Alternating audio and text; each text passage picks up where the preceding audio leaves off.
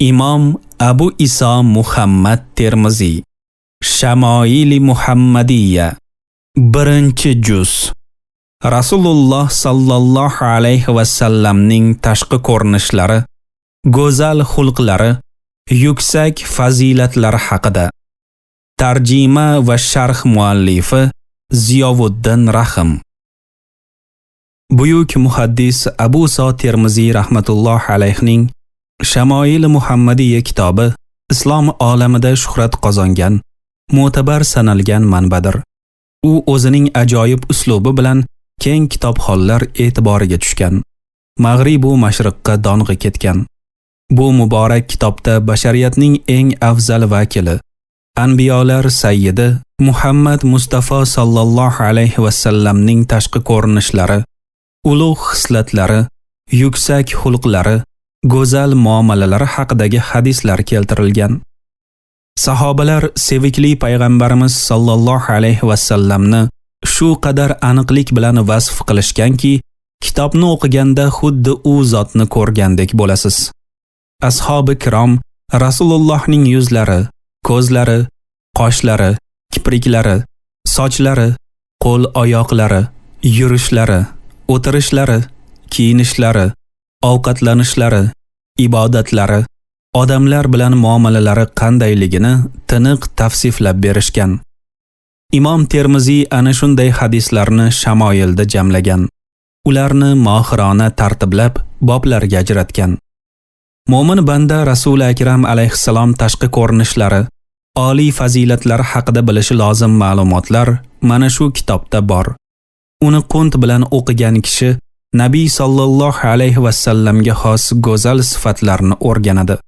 Bu bilan uning iymoni mustahkamlanadi. Rasulullohga hurmat e'tibori, muhabbati ortadi. Bismillahirrohmanirrohim.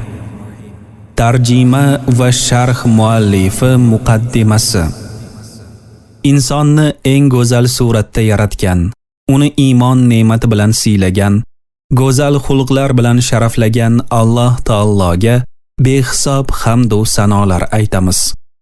Muborak hayotining har lahzasi bashariyat uchun o'rnak, xulqi Qur'on, olamlarga rahmat etib yuborilgan payg'ambar Muhammad Mustafoga, u zot oila a'zolariga, sahoba-i kiromlariga salovatlar, salomlar yo'llaymiz. Ma'lumki, Alloh taolo Hazrat Muhammad sallallohu alayhi va sallamni haq din bilan mu'minlarga rahnamo etib yubordi. U zotni chiroyli xulqlar, oliy fazilatlar bilan ziynatladi.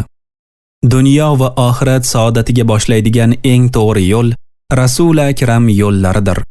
Eng chiroyli odob u zot alayhissalom odoblaridir. Shuning uchun Alloh taolo Rasulullohga ergashishni, u zotni hurmatlashni mu'minlar zimmasiga yuklagan. Alloh roziligiga erishmoqchi bo'lgan kishi Rasululloh yo'llaridan yuradi. Jannatga kirish uchun ham u zot sunnatlariga amal qilinadi. Sunnati mutahharaga ergashish uchun siyratni, jumladan Sayyidul Bashar shamoyillarini o'rganish lozim. Bu ilmning fazilati ulug', ahamiyati katta. Shuning uchun o'tmishda shamoyil bobida juda ko'p kitoblar yozilgan.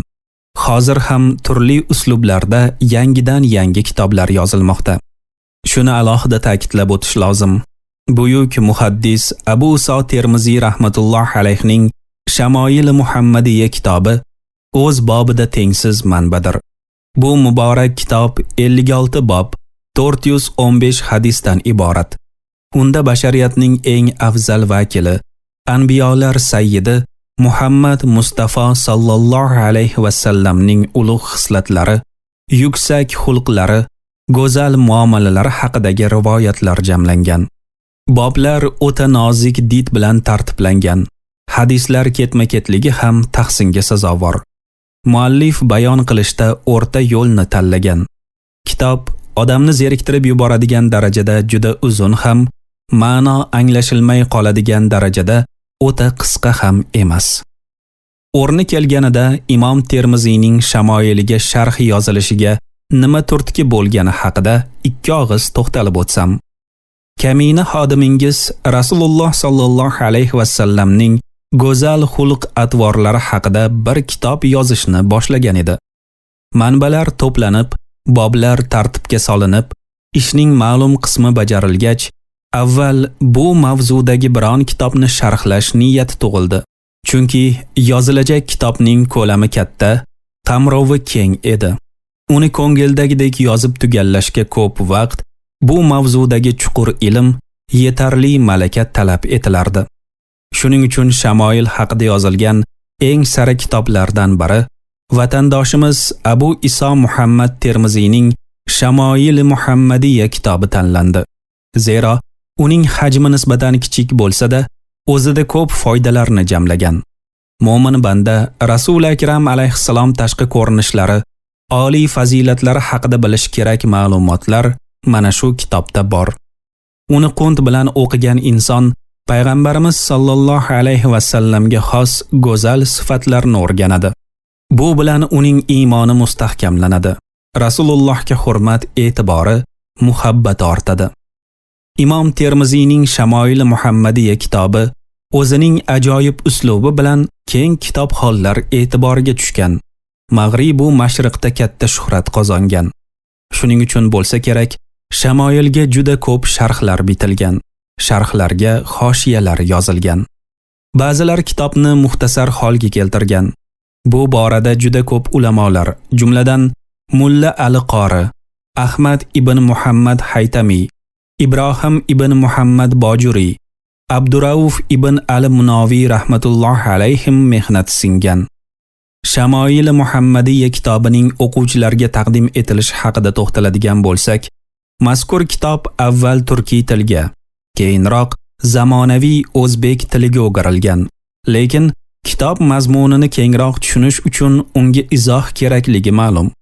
O'quvchilar talab va takliflarini hisobga olib, buyuk Allohning o'zidan madad so'ragan holda ulug' payg'ambarning tashqi ko'rinishlari, fe'l atvorlari haqidagi benazir kitobga ojizona sharh bitishga kirishildi. Alloh taolo qodir qilganicha, imkonim yetganicha hadislar ma'nosini ochib berishga harakat qildim. U zot xato kamchiliklarimni keng rahmati bilan kechirib, solih amallar qatorida husni qabul etsin. Manfaatini qiyomatgacha bardavom aylasin. Hosil bo'lgan ajr savoblardan avvalo kitob muallifi Imom Termiziyni, qolaversa muhtaram ustozlarimni, mehribon ota-onamni, barcha yaqinlarimni bahramand qilsin.